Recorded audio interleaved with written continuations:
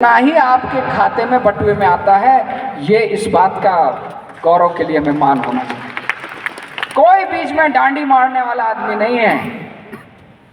और अनुच्छेद 275 इसलिए बनाया गया कि आदिवासियों के विकास के लिए कोई राज्य पे आश्रित नहीं है। आप अपना प्रोजेक्ट, अपनी योजना खुद बनाइए।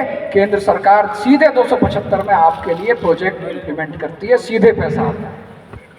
और बड़े मजे की बात है, मध्य प्रदेश के बाद सबसे बड़ी संख्या में जनजातीय समाज महाराष्ट्र में रहता है।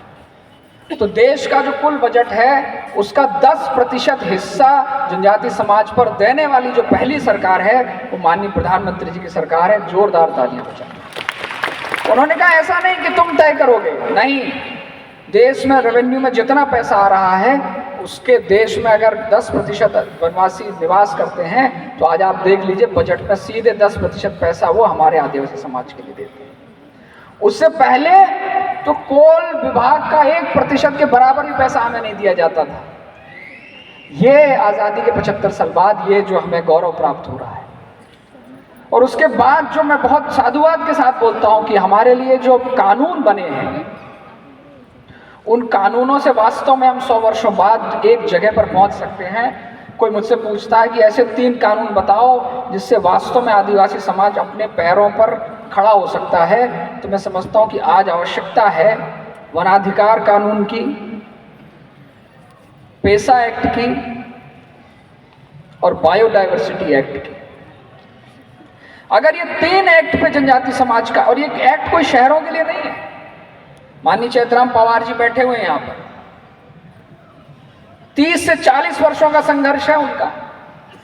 कोई अधिकार नहीं मिले थे, लेकिन उन्होंने कहा कि गांव तय करेगा कि हमारे गांव का जंगल कैसे बचना चाहिए। और इससे पहले तो फिल्म स्टारों को पद्मश्री दिया जाता था, देश के बाहर के लोगों को पद्मश्री दिया जाता था। देश आज़ाद हुआ 50 साल तक किसी आदिवासी को पद्मश्री नहीं दिया।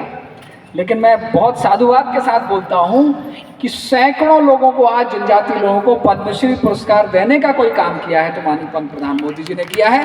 और उसका एक जीता जागता सबूत हमारे बीच बैठे हुए हैं। उन्होंने खोज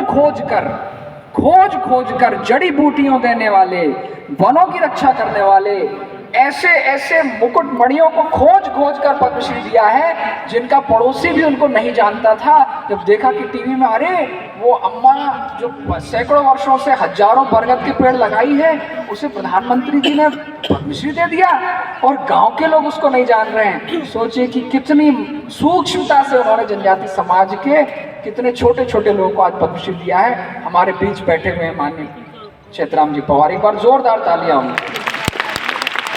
3 एक्ट, वनाधिकार एक्ट, पेसा कानून और बायोडायवर्सिटी एक्ट, अगर ये 3 एक्ट पे आप काम करें तो मैं गारंटी के साथ बोलता हूं, हमने मध्य प्रदेश में प्रयोग किया है, कोई आदिवासी पलायन नहीं करेगा। जो कुछ जंगल जमीन हमें देती है, हमें किसी शहर में जाकर मजदूरी करने की जरूरत नहीं। हमारे जंगल सोने की खान है।